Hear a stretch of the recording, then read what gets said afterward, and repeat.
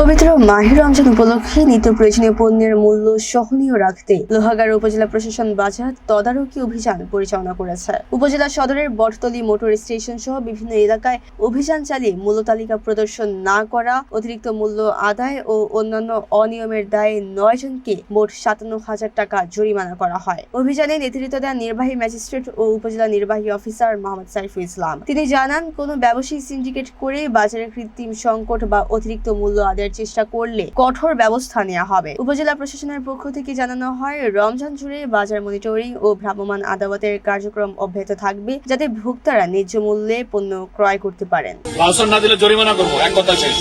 আমার বাউসার দেখাইতে হবে। ও দেখাইছে, ও যেটা কিনছে সেটা দেখাইছে, যে কোনো টাকা ছেড়ে দিয়ে বাউসার নাই।